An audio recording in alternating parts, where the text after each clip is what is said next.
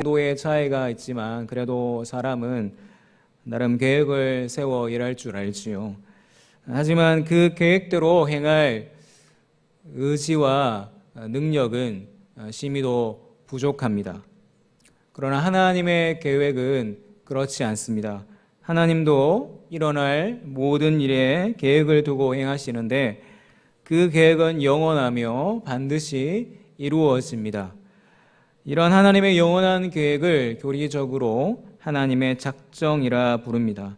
그리고 이 작정을 이루기 위한 하나님의 사역을 창조와 섭리라고 부르지요.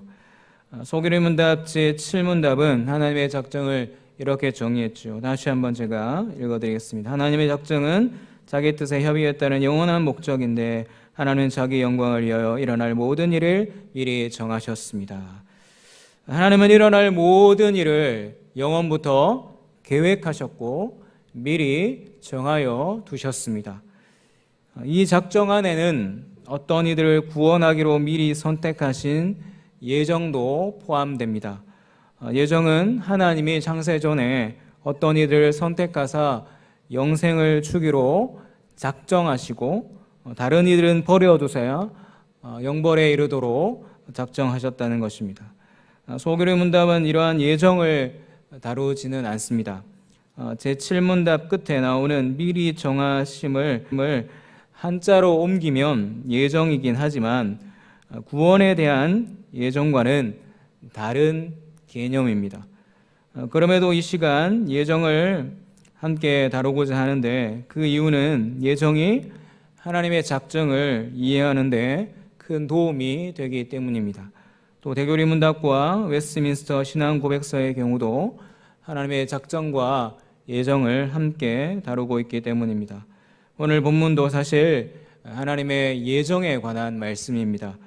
하나님의 예정을 알면 작정에 대한 이해가 더욱 선명해질 것입니다. 따라서 하나님의 작정과 함께 예정도 함께 생각해 보고자 합니다. 더불어 이 작정과 예정을 믿는 자의 마음가짐과 유익에 대해서도 함께 말씀드리도록 하겠습니다. 첫째, 하나님의 작정은 하나님의 주권적인 결정입니다. 하나님의 작정은 하나님의 주권적인 결정입니다. 하나님이 다른 이와 의논하거나 다른 이의 도움을 받아서 앞으로 일어날 일을 정하신 것이 아니라는 것이죠.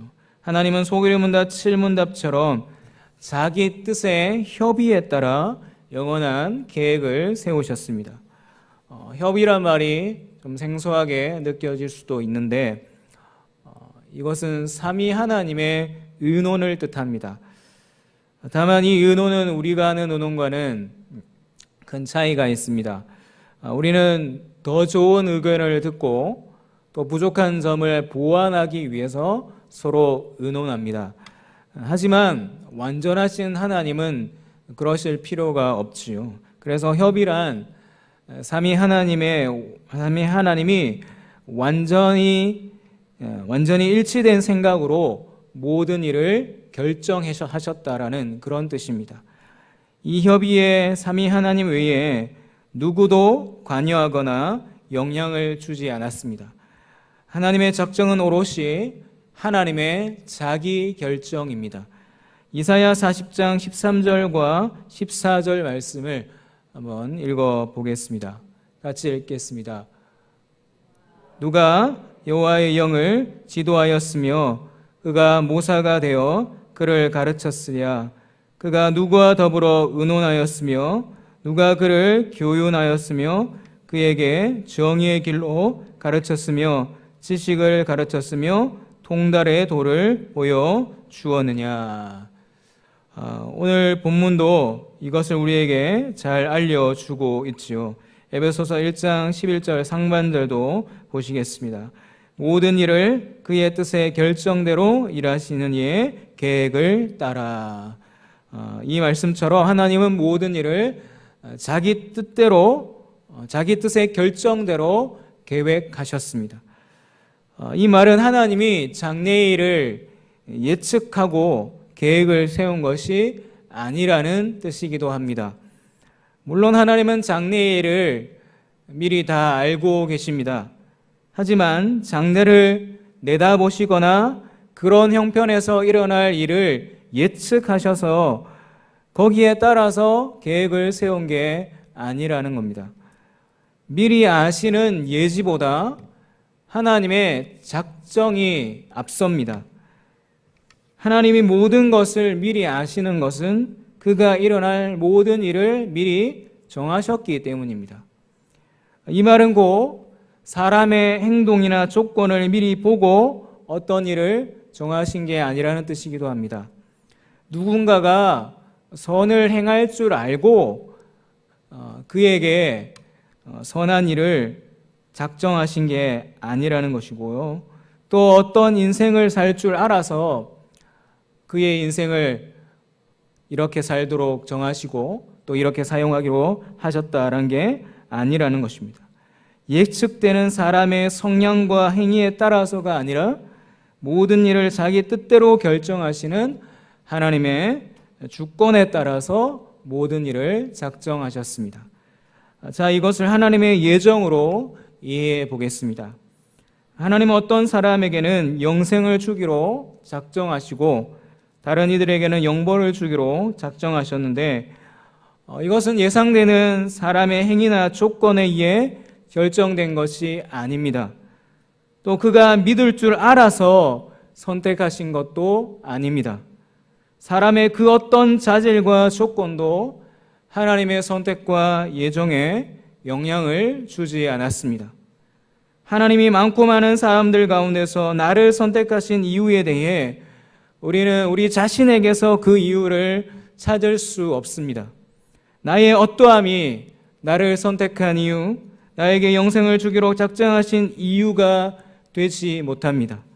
그것은 오로지 자기 뜻대로 모든 것을 결정하시는 하나님의 주권일 뿐입니다. 야곱과 에서를 예로 들어보겠습니다. 이들은 이삭의 쌍둥이 아들이었죠. 그런데 하나님은 야곱은 선택하시고 에서는 버리셨습니다. 말라기 1장을 보면 하나님이 야곱은 사랑하셨고 에서는 미워하셨다라고 말씀합니다. 그런데 이것이 그들의 믿음과 행위로 된 것입니까? 아니요. 이것은 그들이 나기 전부터 이미 작정되어 있던 일이었습니다. 그렇게 하시는 것이 하나님의 뜻이었습니다.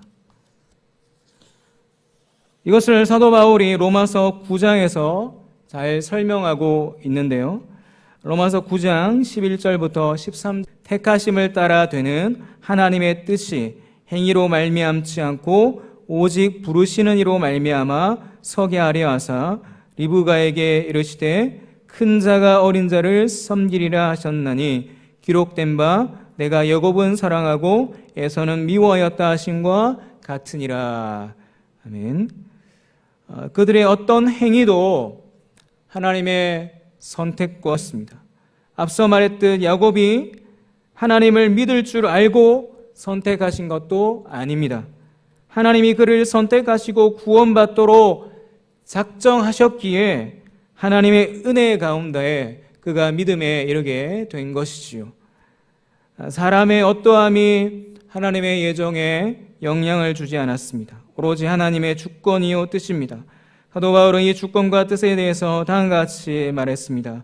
그런즉 하나님께서 하고자 하시는 자를 긍휼히 여기시고 하고자 하는 자를 완악하게 하시느니라. 하나님은 그의 주권적인 뜻에 따라 야곱을 긍휼히 여겨 선택하시고 구원하셨고 에서는 완악함 가운데 버려두사 심판에 이르게 하셨다라는 것이죠. 사람 입장에서는 기왕이면 하나님이 모든 사람을 택하여 구원하시면 좋겠다는 생각이 들 수도 있을 겁니다. 하지만 사람은 다 하나님의 공의에 따라 심판받아 마땅한 죄인입니다. 그런데 하나님이 그 가운데 어떤 이들에게 사랑과 자비를 베푸사 선택하시고 구원하시기로 예정하셨습니다. 다시 말해 하나님은 어떤 이들을 선택하여 하나님의 사랑과 자비를 나타내시고 또 어떤 이들에게는 죄 가운데 멸망하도록 버려두사 하나님의 공의를 나타내시기를 기뻐하셨습니다. 여기에 우리가 무슨 말을 하겠습니까? 우리가 무슨 자격으로 이런 일에 토를 달 수가 있겠습니까? 사도 바울은 역시 로마서 9장에서 이같이 말씀합니다. 이 사람아, 내가 누구에게 감히 하나님께 반문하느냐? 시험을 받은 물건이 치은 자에게 어찌 나를 이같이 만들었느냐 말하겠느냐? 토기장이가 진흙 한 덩이로 하나는 귀히 쓸 그릇을 하나는 천이 쓸 그릇을 만들 권한이 없느냐? 구원만이 아니라 우리 인생도 그러합니다. 흔히 사람들은 자기가 가난한 집안에서 태어난 것과 타고난 재능이 부족한 것에 대해서 신을 탓하곤 합니다. 그러나 하나님의 주권적인 작정을 아는 우리는 그리하지 말아야 합니다. 하나님이 내 인생을 어떻게 계획해 놓으셨든 우리는 그것이 하나님의 주권임을 인정해야 합니다. 그리고 거기에 순복하며 그 속에서 최선을 다하며 살아가야 합니다.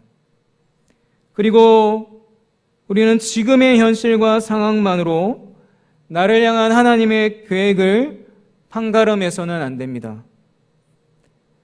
나는 평생 이렇게 살 운명인 것처럼 생각하지 말아야 합니다. 하나님의 영원한 계획에 아주 일부분만 경험한 우리가 감히 그 전부를 아는 것처럼 자기 삶을 판단하면 안 됩니다. 게다가 우리는 하나님의 택한 백성이요 자녀가 아닙니까? 그러므로 하나님이 나를 향한 선한 계획과 뜻을 품고 계시지 않겠습니까? 지금 마치 공사판처럼 흐트러져 있을 수 있고 뼈대만 세워져 있을 수도 있습니다. 하지만 그런 공사판을 보면서 건물이 저게 뭐냐고 누가 비난합니까? 건물이 다 세워져 봐야 그 크기와 아름다움을 알 수 있는 것이죠. 우리 인생도 마찬가지입니다. 다 끝날 때까지는 하나님 앞에 서기까지는 누구도 가늠할 수 없습니다. 지금 모습 보고 좌절하지도 자랑하지도 말아야 하는 것이죠. 하나님의 작정 교리는 운명론이 아닙니다. 내 삶에 대한 하나님의 주권을 인정하며 내게 주어진 삶 가운데 최선을 다하는 것이 작정에 대한 바른 이해입니다. 우리 인생이 하나님의 작정, 곧 하나님의 주권적인 계획 안에 있습니다.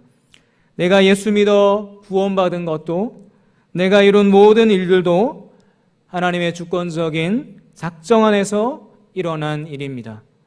다시 말해 하나님이 그런 계획을 세워두셨기에 우리가 구원도 받고 어떤 일들도 성취할 수 있었던 것이죠. 그러므로 자랑할 게 어디 있으며 자만할 이유가 어디에 있겠습니까? 사도 바울의 고백처럼 나의 나 된 것은 다 하나님의 은혜일 뿐이지요. 앞으로의 삶에도 우리를 향한 하나님의 선하신 뜻과 계획이 있을 줄 믿습니다. 그 선하신 뜻과 계획 가운데 또 오늘을 살고 있음도 믿습니다. 그러므로 하나님을 신뢰하며 오늘의 최선을 다하는 우리 모두가 될 수 있기를 원합니다. 둘째, 하나님의 작정은 모든 것에 관한 것입니다. 하나님의 작정은 모든 것과 관련이 있습니다. 하나님은 굵직하고 큰 일만 미리 정하신 게 아닙니다. 또 어떤 일의 목적만 정해놓고 구체적인 계획은 그때그때 상황에 따라 달리 정하시지도 않습니다. 영원 전에 이미 일어난 일들을 하나님은 정하셨는데, 그래서 그 작정의 범위에는 모든 것, 모든 사람, 모든 일, 모든 때가 다 포함됩니다. 소규름다 7문답을 다시 한번 보실까요? 하나님의 작정은 자기 뜻의 협의에 따른 영원한 목적인데 하나님은 자기 영광을 위하여 일어날 모든 일을 미리 정하셨습니다. 오늘 본문 에베소서 1장 11절도 다시 한번 보시겠습니다.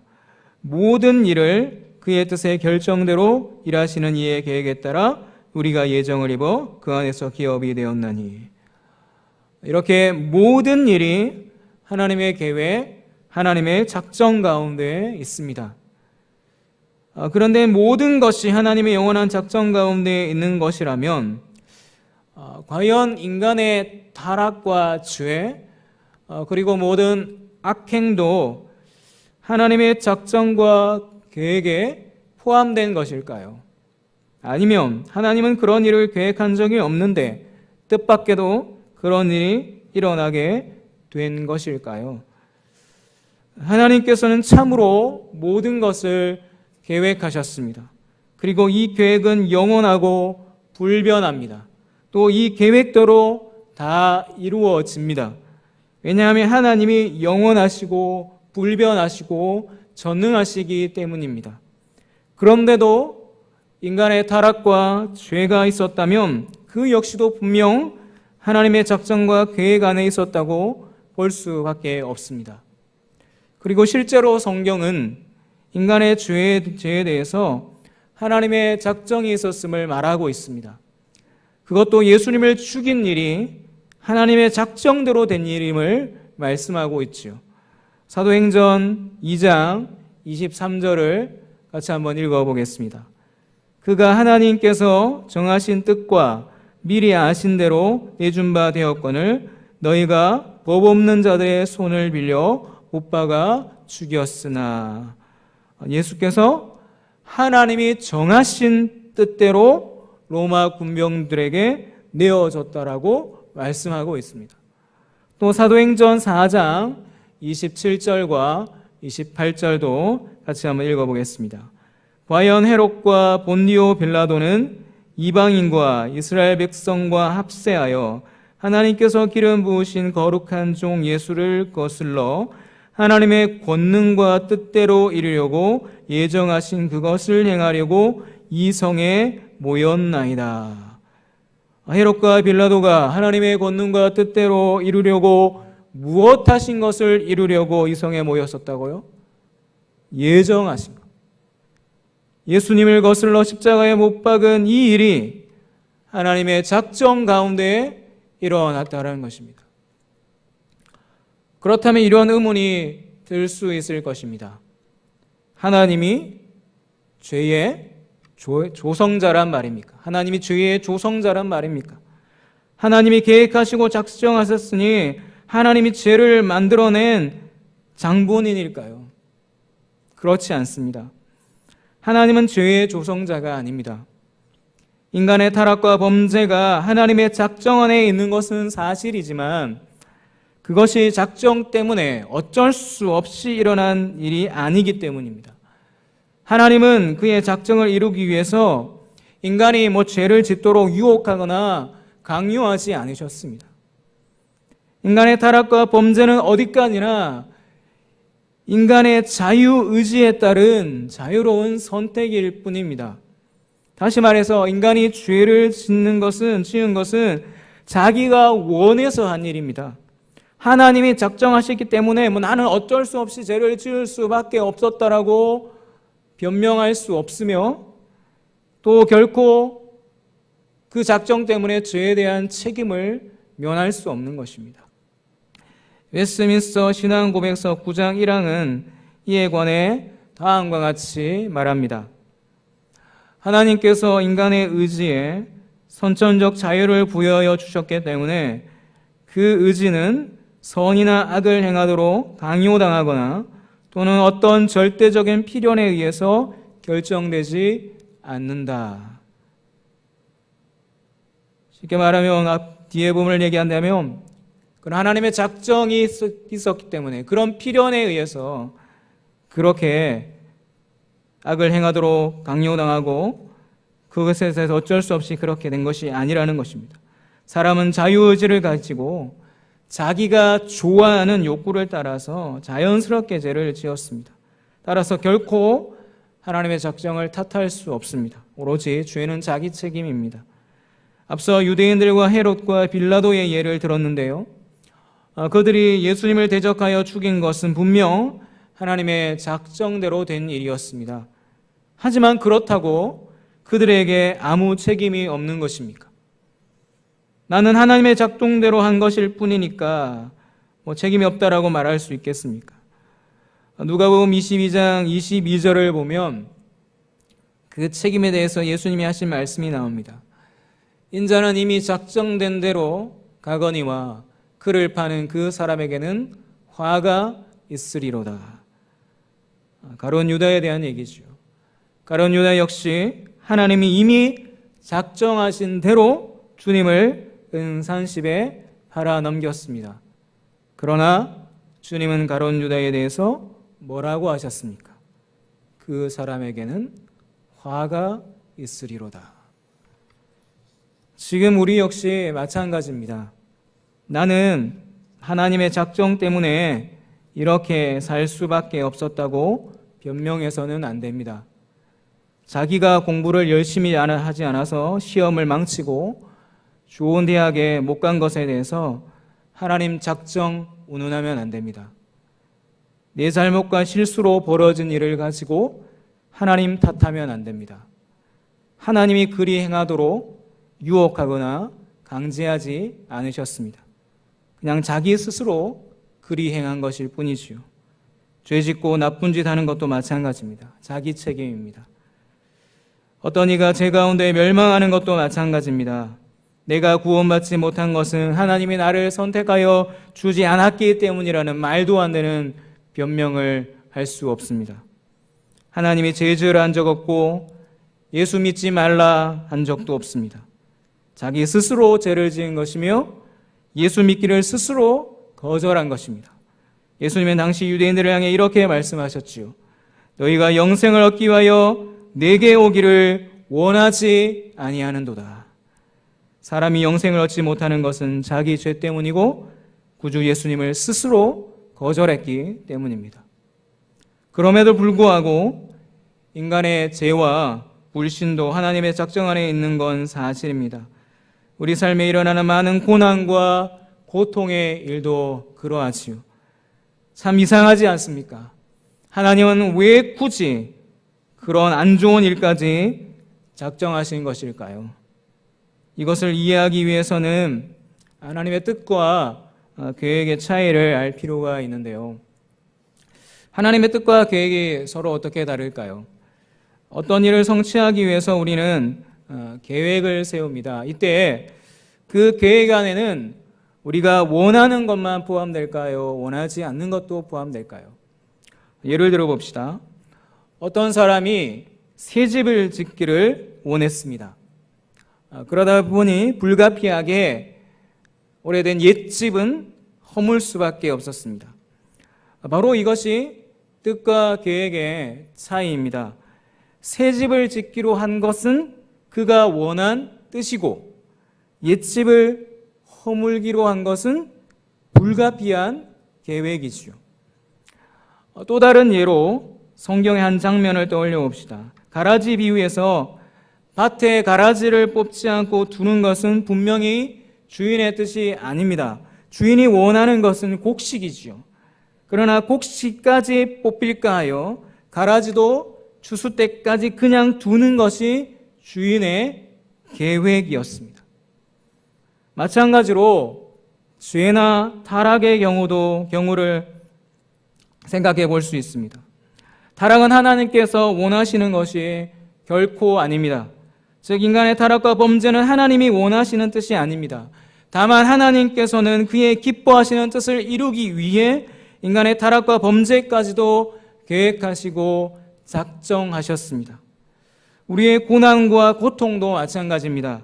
하나님은 우리가 고난받고 고통당하는 것을 원하지 않습니다. 그래서 고난과 고통 그 자체가 하나님의 뜻일 수는 없습니다. 그러나 하나님은 그의 기뻐하시는 뜻을 이루기 위해서 우리에게 고난과 고통을 계획하시고 허락하십니다. 특별히 하나님은 그를 사랑하는 자, 곧 그의 뜻대로 부르심을 받은 자들에게 모든 것이 합력하여 선이 되게 할 것이라 약속하여 주셨습니다. 그러기에 우리는 고난과 고통 가운데서도 이것을 통해서 이루시기를 원하시는 하나님의 선하신 뜻이 있음을 믿어야 합니다. 비록 그 깊으신 뜻을 헤아리기 어렵더라도 우리는 고난 중에도 내 주여 뜻대로 행하시옵소서라고 고백하며 기도해야 할 것입니다. 마지막으로 한 가지만 더 짧게 다루고 마치고자 합니다. 세 번째, 하나님의 작정은 자기 영광을 목적으로 합니다. 소규리 문답 7문답은 일어날 모든 일을 자기 영광을 위하여 미리 정하셨다고 말하지. 대교리 문답 제13문답은 좀 더 상세하게 이에 대해서 말하는데, 하나님은 자기의 영광스러운 은혜를 찬미하게 하시려고 어떤 사람을 그리스도 안에서 택하여 영생에 이르도록 하였다고 합니다. 반면에 어떤 사람은 간과하심으로 그들의 죄로 인하여 수치와 진노를 받도록 미리 정하심으로 하나님이 자기의 공의의 영광을 찬양하게 하셨다라고 합니다. 하나님은 어떤 일을 선택하여서 구원하심으로 하나님의 은혜의 영광을 찬송하게 하셨고, 또 다른 이들을 버리사 죄 가운데 심판받게 하심으로 하나님의 공의의 영광을 찬송하게 하셨습니다. 본문도 같은 말을 하고 있죠. 에베소서 1장 12절 다 같이 읽겠습니다. 이는 우리가 그리스도 안에서 전부터 바라던 그의 영광의 찬송이 되게 하려 하심이라. 에베소서 1장 6절과 14절에도 유사한 말씀이 나오죠. 그의 영광을 찬송하게 하려 하심이라고요. 하나님의 예정과 작정은 다 하나님의 영광을 위한 것입니다. 우리는 모든 사람이 구원을 받아 하나님을 찬송하는 게 하나님께 가장 큰 영광이 되지 않겠느냐, 그렇게 생각할 수 있습니다.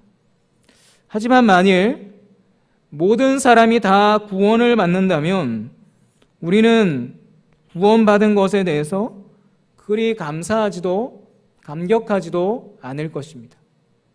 누구나 다 받는 것이라 생각하며 당연하게 여기고 그게 하나님의 특별한 은혜라고 생각하지 않을 것입니다.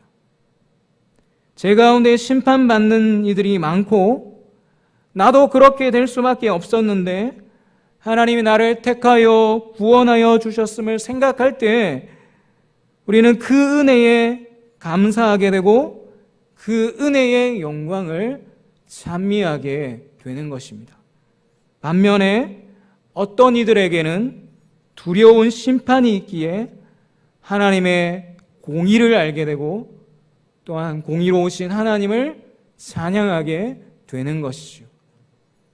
죄와 고통도 같은 방식으로 이해할 수 있습니다. 죄와 고통 자체는 하나님께 영광이 되지 않습니다.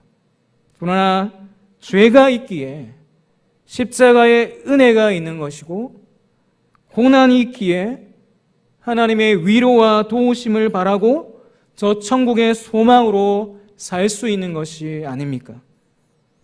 그러므로 죄 가운데 넘어져도 십자가 은혜에 붙잡고 일어나 그 은혜의 영광을 찬미하기를 원합니다.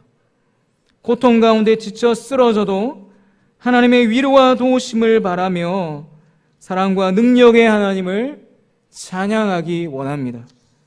이 땅의 소망이 끊어져 갈 때도 저 하늘의 소망을 품고 영원하신 하나님을 노래할 수 있기를 바랍니다.